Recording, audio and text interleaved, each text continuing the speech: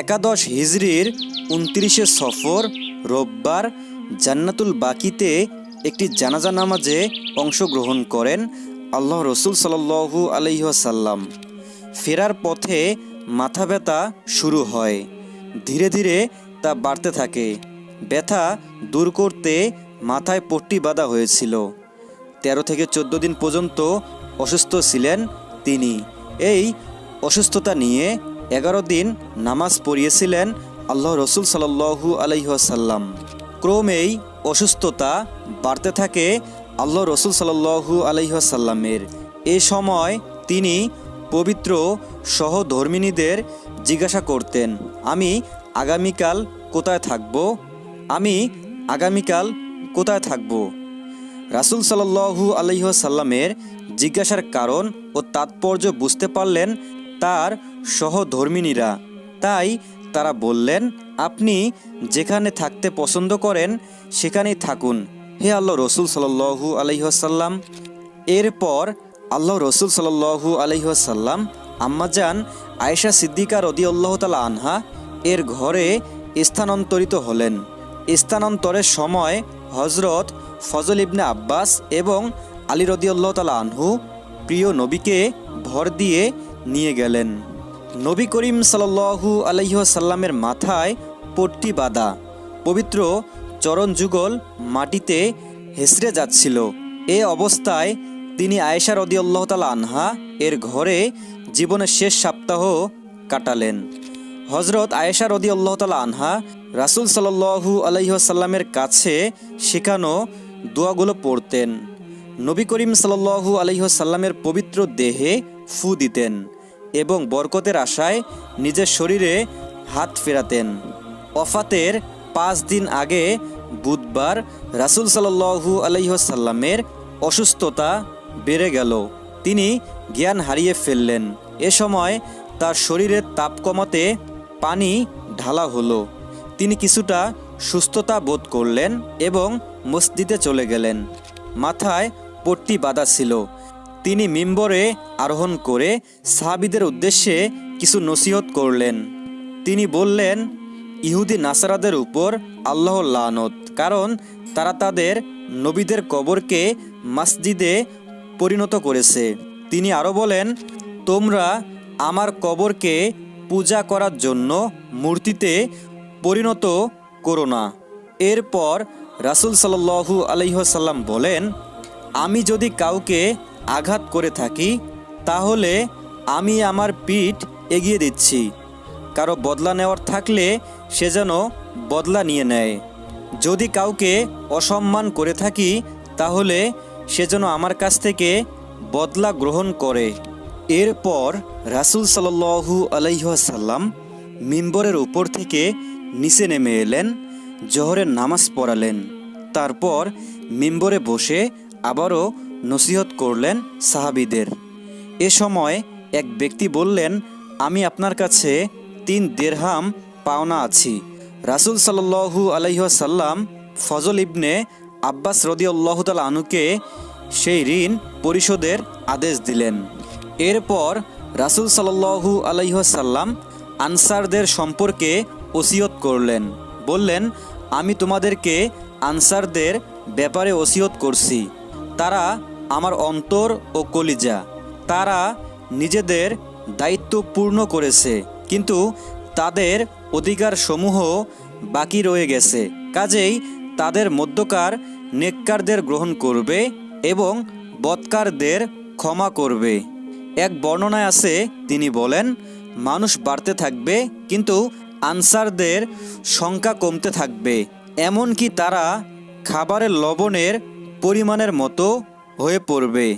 কাজেই তোমাদের মধ্যে যারা কোনো লাভজনক বা ক্ষতিকর কাজের দায়িত্ব পাবে তারা যেন আনসারদের নেককারদের গ্রহণ করে এবং বদকারদের ক্ষমা করে। ইন্তেকালের ৪ দিন আগে রাসূল সাল্লাল্লাহু আলাইহি ওয়াসাল্লাম ৩টি উপদেশ দিয়েছিলেন। ১. ইহুদি নাসারা ও মুশরিকদের জাজিরাতুল আরব থেকে বের করে দেবে। ২. আগন্তুক প্রতিনিধি দলের সঙ্গে আমি যেমন ব্যবহার করতাম তোমরাও সেই রকম ব্যবহার করবে। 3. নামাজ এবং তোমাদের অধীনস্থদের অর্থাৎ দাস দাসীদের প্রতি খেয়াল রাখবে। এদিন ছিল বৃহস্পতিবার। রাসূল সাল্লাল্লাহু আলাইহি ওয়াসাল্লাম এদিন সব নামাজের ইমামতি করেছিলেন। ঈশার সময় তার অসুস্থতা এতটাই বেড়ে গেল যে মসজিদে যাওয়ার শক্তি রইল না। এ সময় তিনি জানতে চাইলেন লোকজন কি নামাজ পড়ে ফেলেছে।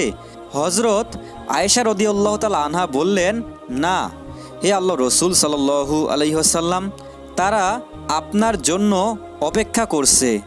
হজরত আয়েশা রাদিয়াল্লাহু তাআলা আনহার কাছে তখন অজুর পানি চাইলেন রাসূল সাল্লাল্লাহু আলাইহি ওয়াসাল্লাম। এরপর তিনি উঠতে চাইলেন কিন্তু বেহুশ হয়ে গেলেন। 3 বার এমন হলো কিন্তু আল্লাহ রসুল সাল্লাল্লাহু আলাইহি সাল্লাম উঠতে পারলেন না। শেষে আবু বকর রাদিয়াল্লাহু তাআলা আনহুকে নামাজ পড়াতে বললেন। এরপর রাসূল সাল্লাল্লাহু আলাইহি ওয়াসাল্লামের অসুস্থতার বাকি দিনগুলোতে আবু বকর রাদিয়াল্লাহু তাআলা আনহু 17 ওয়াক্ত নামাজের ইমামতি করেছিলেন। ইন্তেকালের 2 দিন আগে রাসূল সাল্লাল্লাহু আলাইহি ওয়াসাল্লাম কিছুটা সুস্থতা অনুভব করেন। তখন তিনি 2 জনের কাঁধে ভর দিয়ে জোহরের নামাজ আদায়ের জন্য মসজিদে গেলেন। আবু বকর রাদিয়াল্লাহু তাআলা আনহু রাসূল সাল্লাল্লাহু আলাইহি সাল্লামকে দেখে ইমামতি থেকে সরে আসতে চাইলেন, কিন্তু আল্লাহ রসুল সাল্লাল্লাহু আলাইহি সাল্লাম ইশারা করে করে তাকেই ইমামতি করতে বললেন। ইন্তেকালের 1 দিন আগে রাসূল সাল্লাল্লাহু আলাইহি ওয়াসাল্লাম নিজের সব দাস দাসীকে মুক্ত করে দিলেন। তার কাছে সে সময় 7 দিনার ছিল, তা সদাকা করে দিলেন। তার অস্ত্র শস্ত্র মুসলমানদের হেবা করে দিলেন। রাতের বেলা চেরাগ জ্বালানোর সময় আয়েশা রাদিয়াল্লাহু তাআলা আনহা এক প্রতিবেশীর কাছ থেকে তেল ধার করে আনলেন। হজরত আনাস রাদিয়াল্লাহু তাআলা আনহু বলেন, সেদিন ছিল সোমবার। সাহাবীরা ফজরের নামাজ আদায় করছিলেন। হজরত আবু বকর রাদিয়াল্লাহু তাআলা আনহু ইমামতির দায়িত্বে ছিলেন। হঠাৎ রাসূল সাল্লাল্লাহু আলাইহি ওয়াসাল্লাম হজরত আয়েশা সিদ্দিকা রাদিয়াল্লাহু তাআলা আনহা এর হুজরার পর্দা সারালেন এবং সাহাবীদের কাতার বাঁধা অবস্থায় নামাজ আদায় করতে দেখে মৃদু হাসলেন। আবু বকর রাদিয়াল্লাহু তাআলা আনহু ভেবেছিলেন রাসূল সাল্লাল্লাহু আলাইহি সাল্লাম হয়তো নামাজে আসতে চান, তাই তিনি কিছুটা সরে দাঁড়ালেন যেন রাসূল সাল্লাল্লাহু আলাইহি সাল্লাম নামাজের কাতারে অংশ নিতে পারেন। আনাস রাদিয়াল্লাহু তাআলা আনহু বলেন, হঠাৎ নবী করিম সাল্লাল্লাহু আলাইহি ওয়াসাল্লামকে দেখে সাহাবীরা এত আনন্দিত হয়েছিলেন যে নামাজের মধ্যে ফিতনায় পড়ে যাওয়ার মতো অবস্থা হলো। অর্থাৎ তারা নামাজ ছেড়ে দিয়ে রাসূল সাল্লাল্লাহু আলাইহি ওয়াসাল্লামের শারীরিক অবস্থার খবর নিতে চাইলেন। রাসূল সাল্লাল্লাহু আলাইহি ওয়াসাল্লাম হাতে ইশারা করে তাদের নামাজ শেষ করতে বললেন। এরপর তিনি হুজরার পর্দা ফেলে দিলেন। দিনের শুরুতে চাশতের নামাজের সময় রাসূল সাল্লাল্লাহু আলাইহি ওয়াসাল্লাম তার প্রিয় কন্যা হজরত ফাতেমা রাদিয়াল্লাহু তাআলা আনহাকে কাছে ডেকে কানে কানে কিছু বললেন।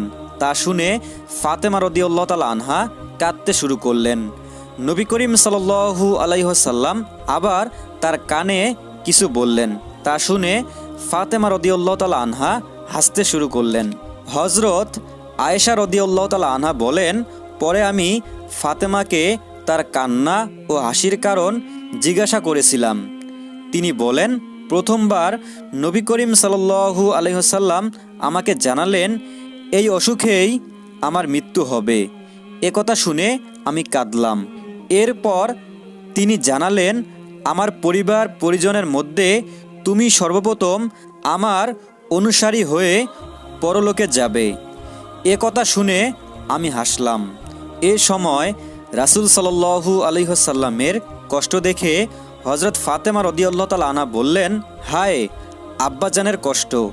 একথা শুনে নবী করিম সাল্লাল্লাহু আলাইহি সাল্লাম বললেন, আজ থেকে তোমার আব্বার আর কোনো কষ্ট নেই। এ সময় রাসূল সাল্লাল্লাহু আলাইহি ওয়াসাল্লাম হযরত হাসান ও হুসাইন রাদিয়াল্লাহু তাআলা আনহুকে কাছে ডেকে চুমু দিলেন। তাদের ও সহধর্মিণীদের উপদেশ দিলেন। রাসূল সাল্লাল্লাহু আলাইহি সাল্লাম বললেন, হে আল্লাহ, নবী, সিদ্দিক, শহীদ ও সৎ ব্যক্তি যাদের তুমি পুরস্কৃত করেছ, আমাকে তাদের দলভুক্ত করো। আমাকে ক্ষমা করে দাও। হে আল্লাহ, আমাকে ক্ষমা করো, আমার উপর রহম করো, আমাকে রফিকে আলায় পৌঁছে দাও। শেষ কথাটি তিনি 3বার উচ্চারণ করলেন।